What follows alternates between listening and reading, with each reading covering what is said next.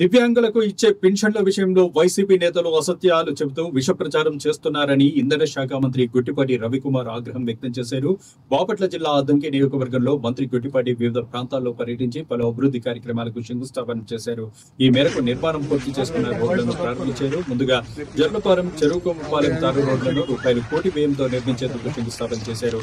అనంతరం రూపాయలు 20 లక్షల వ్యయంతో నిర్మించిన అంతర్గత సీసీ రోడ్లు, సైడ్ డ్రైన్లు, అలాగే అద్దంకి కోనికి రోడ్డు నుంచి దాసుల కాలనీ వరకు వెళ్లే 30 లక్షల రూపాయలతో నిర్మించిన సీసీ రోడ్డు పనులను ప్రారంభించి తీసుకొచ్చారు. అనంతరం 35 మంది లబ్ధిదారులకు ముఖ్యమంత్రి సహాయ నిధి చెక్కులను మంత్రి పంపిణీ చేశారు. ఈ సందర్భంగా మంత్రి గుట్టిపాటి మాట్లాడుతూ గత 15 నెలల్లో అభివృద్ధి అంటే ఏంటో కూటమి ప్రభుత్వం చేసి చూపించిందని పేర్కొన్నారు. జగన్ ప్రభుత్వ హయాంలో ప్రజలకు మోసపూరిత హామీలు ఇచ్చి అమలు చేయకుండా వదిలేశారని ఎద్దేవా చేశారు. కూటమి ప్రభుత్వం ఎన్నికల ముందు ఇచ్చిన ప్రతి హామీని అమలు చేస్తుందన్నారు.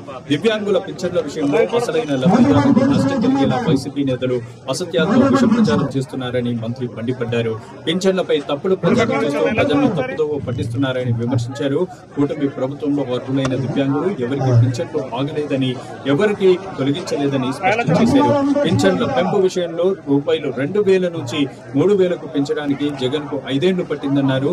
సీఎం చంద్రబాబు నాయుడు ముఖ్యమంత్రిగా బాధ్యతలు స్వీకరించిన వెంటనే ఒక్క సంతకంతోనే 3,000 రూపాయల నుంచి 4,000కు పెన్షన్ పెంచారని మంత్రి గుట్టిపాటి గుర్తు చేశారు. రాష్ట్ర వ్యాప్తంగా 65 లక్షల మందికి 33,000 రూపాయల కోట్లతో పెన్షన్లు పంపిణీ చేస్తున్నామని తెలిపారు. దేశంలో ఇంత పెద్ద సంఖ్యలో పెన్షన్లు పంపిణీ చేస్తున్న ఏకైక రాష్ట్రం మనదే అంటూ స్పష్టం చేశారు. ఎన్నికల్లో ఇచ్చిన ప్రతి హామీని కూటమి ప్రభుత్వం నెరవేరుస్తోందని మంత్రి తెలిపారు. ఇప్పటికే తల్లికి వందనం, అన్నదాత సుఖీభవ, దీపం, స్త్రీ శక్తి వంటి పథకాలను విజయవంతంగా అమలు చేస్తున్నామని పేర్కొన్నారు. గత ప్రభుత్వం రద్దు చేసిన అన్నా క్యాంటీన్లను పునరుద్ధరించి పేదలకు 5 రూపాయలకి పౌష్టిక ఆహారం అందిస్తున్నామన్నారు. మంత్రి నారా లోకేష్ ఇచ్చిన హామీ ప్రకారం మెగా డిఎస్సీ ద్వారా పోస్టులను భర్తీ చేస్తున్నామని తెలిపారు. కూటమి ప్రభుత్వం ప్రజల సంక్షేమమే లక్ష్యంగా ముందుకు సాగుతుందని మంత్రి గుట్టిపాటి ఈ సందర్భంగా స్పష్టం చేశారు.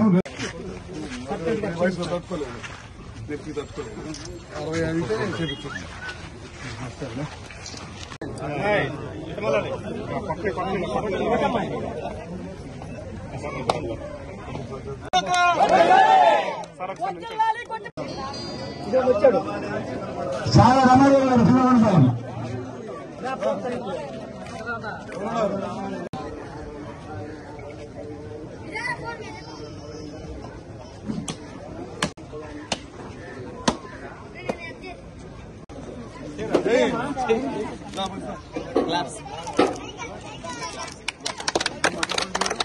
హైదరాబాద్ పెన్షన్ జిల్లాపాడు హైదరాబాద్ పెన్షన్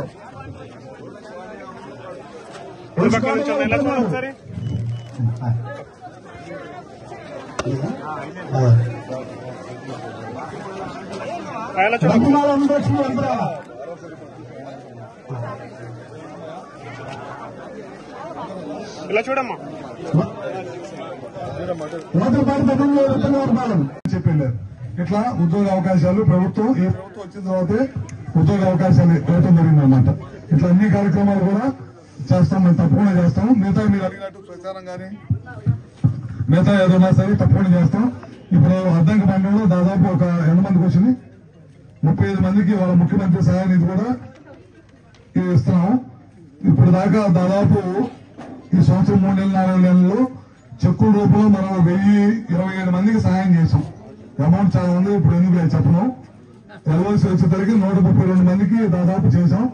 మొత్తం 1,159 మందికి మన ముఖ్యమంత్రి సహాయ నిధి చేశాం. ఇంకొక 500 రావాల్సి ఉంది. ఇప్పుడు 130 వస్తే నిన్న కొన్ని మండలాలు ఇచ్చాం, ఇప్పుడు ఇచ్చాం. రేపు ఎల్లుండిలో పొంగులూరు, కొలుసుపల్లి మండలం కూడా ఇచ్చేస్తాం. ఇక కూడా మళ్ళీ ఇంకో 250 మంది పెట్టాము. అవి కూడా ఒక 200-220 మందికి సోమవారం నుంచి మళ్ళీ వస్తాయి. ఒక 10 రోజులు అటు ఇటుగా ఎన్ఆ రామకృష్ణ మనం 10 నెలలు పెట్టని తప్పకుండా ఎవరు భయపడాల్సిన అవసరం మొత్తం వచ్చేస్తాయి. కాకపోతే ముందు వెనకగా వస్తున్నాయి. ఈ బండిల్స్ నుంచి 10 తీయటం అటు తీయటం వల్ల కొంతమంది ఫస్ట్ ఇచ్చిన వెనకబండి, ఆ వెనకబండిని 10 నెలలు దాటి ఇచ్చుంటే ఒకసారి పేర్లు ఇవ్వండి, మళ్ళీ ఒకసారి చెక్ చేయించాక మిస్ కాకుండా మొత్తం ఇస్తాం. తప్పకుండా దాదాపు చాలా ఖర్చు పెట్టి చాలా ఇచ్చాం. మనం దాదాపు 1,159 మందికి ఇప్పుడు దాకా ముఖ్యమంత్రి సహాయం అనేది చేసి పెట్టాం. ఇంకా కూడా ఉన్నాయన్నీ కూడా ఏది కూడా ఒక్కరు కూడా మిస్ కాకుండా తప్పకుండా చేస్తాం. ఓకేనా? అందరూ కూడా ఒకసారి పేరు నమస్కారం తెలియజేస్తుంటే అందరూ అందరూ ఆ పేర్లు పిలువు వస్తాం. కొద్దిగా ఖాళీ ఉండవు పక్కన. అది ఇప్పుడు కొన్ని రోడ్లు అడిగారు వచ్చేటప్పుడు దారిలో మెయిన్ కావ ట్రైన్ అడిగారు, అది ఒకటి చేపిస్తామని చెప్పాం. ఇప్పుడు జలజీవన్ విషయంలో 50 లక్షలు శాంక్షన్ అయింది. తార్ రోడ్డు ₹1 కోటి ఇచ్చాం. ఒక సంవత్సరం 3 నెలల్లోనే 4 నెలల్లో ఇన్ని కార్యక్రమాలు చేశాం. ఇది కాకుండా అభివృద్ధి కాకుండా మీరు చూస్తా ఉన్నారు, పెన్షన్లు 4,000 ఇచ్చాం, ₹4,000 చేశాం ఒకేసారి. పోయినసారి జగన్ గవర్నమెంట్ లాగా 2,000 నుంచి 3,000 చేయడానికి వాళ్ళకి 5 సంవత్సరాలు పట్టింది. చంద్రబాబు నాయుడు గారు ఒకే సంతకంతో 4,000 చేశాడు, 3,000 నుంచి కొన్ని 6,000 చేశాడు కొంతమందికి ఆరోగ్యం బాగాలేని వాళ్ళకి 10,000 ఇచ్చాము. పూర్తిగా వికలాంగ తత్వం ఉండి మంచంలో ఉన్న వాళ్ళకి 15,000 ఇచ్చాం. ఇటీవల కాలంలో కొంతమంది ఊరక ప్రచారం చేస్తా ఉన్నారు, పెన్షన్లు తీసేస్తున్నారు, వికలాంగులు లేని పెన్షన్లు తీసేస్తున్నారు. ఎవరైతే దివ్యాంగులు ఉన్నారో వాళ్ళ పెన్షన్ ఎవరితో కూడా టచ్ చేయట్లా. ఆ ముసుగులో ఎవరైతే పెన్షన్లు దొంగ పెన్షన్లు తీసుకున్నారో వాళ్ళకైతే తప్పకుండా తీసేస్తాం. దాంట్లో మొహాటం ఏం లేదు, బహిరంగానే చెబుతాం. పెన్షన్ అర్హులు కావాలి, అనర్హులకి పెన్షన్ పట్టుకోవడానికి వీల్లేదు. అర్హులైన ఎవరికైనా బాగలేకపోయినా వాళ్ళకి రావాలి. పెద్దవాళ్ళకి, ముసలాళ్ళకి, లేదా భర్త చచ్చిపోయిన వాళ్ళకి, దివ్యాంగులకి, ఎవరైనా ఆరోగ్యం బాగలేకపోతే అట్లాంటి వాళ్ళ కోసం మనం ప్రభుత్వం పెన్షన్ పెట్టింది. దాదాపు 65 లక్షల పెన్షన్లు ఇస్తున్నాం. భారతదేశంలో 33,000 కోట్లు 34,000 కోట్లు ఖర్చు పెడుతున్నాం పెన్షన్ల మీద. భారతదేశం ఇంతవరకు ఏ ప్రభుత్వం కూడా ఒక్క పెన్షన్ల కోసం ఇంత ఎక్కువ ఖర్చు పెడుతున్న రాష్ట్రం ఏదుకోలేదు. అది కూటమి ప్రభుత్వం చంద్రబాబు గారి నాయకత్వంలో మాత్రమే ఖర్చు పెడతాం. అదేవిధంగా మనం కొన్ని మధ్య గ్యాస్ సిలిండర్లు ఇస్తాం, 1-2 సిలిండర్లు పడ్డాయి. అది కూడా కొంతమంది ఇంకా డిఫరెంట్ గా చేయమంటారు, ముందే డబ్బులు ఏమని అడుగుతున్నారు. అది కూడా ఆలోచన చేస్తున్నారు ప్రభుత్వం. అది కూడా తొందరలోనే అది కూడా చేస్తాం. పిల్లలకి చదువుకు డబ్బులు ఏమని చెప్పాం, అది కూడా అందరికీ ఇవ్వడం జరిగిపోయింది. ఆర్టీసీ బస్సు మహిళలకు ఉచితం అని చెప్పాము, అది కూడా ఇచ్చాము. అదేవిధంగా అన్నా క్యాంటీన్ రద్దు చేస్తే మళ్ళీ అన్నా క్యాంటీన్ అద్దెంకులు పెట్టించాము. ఇట్లా ఏది కూడా ఆపకుండా ఉన్నాయన్నీ కూడా ప్రభుత్వం ఏదైతే మాట ఇచ్చిందో 1 సంవత్సరం 3 నెలలు 4 నెలల్లో ఇవన్నీ చేస్తాం. అది కాక 16,300 మందికి టీచర్ ఉద్యోగాలు భర్తీ చేస్తామని చెప్పాము. అది ఉద్యోగాలు ఇవ్వటం కూడా ఈ ప్రభుత్వంలోనే స్టార్ట్ అయింది. గత ప్రభుత్వం ఒక్క ఉద్యోగం కూడా ఇవ్వాలి. ఇవాళ ఈ ప్రభుత్వం అధికారంలో రాగానే ముందు 16,300 ఉద్యోగాలు ఇచ్చింది. అదేవిధంగా ఇవాళ కానిస్టేబుల్ ఉద్యోగాలు కూడా ప్రక్రియ కూడా స్టార్ట్ అయ్యి మొన్న మధ్య మన కాన్స్టిట్యూన్సీ పిల్లలు కూడా కాన్స్టిట్యూన్సీ ఉద్యోగాలు వచ్చింది. నా దగ్గరకు వచ్చి కలిసి వెళ్ళారు. పొంగూరు మండలం బోదావరం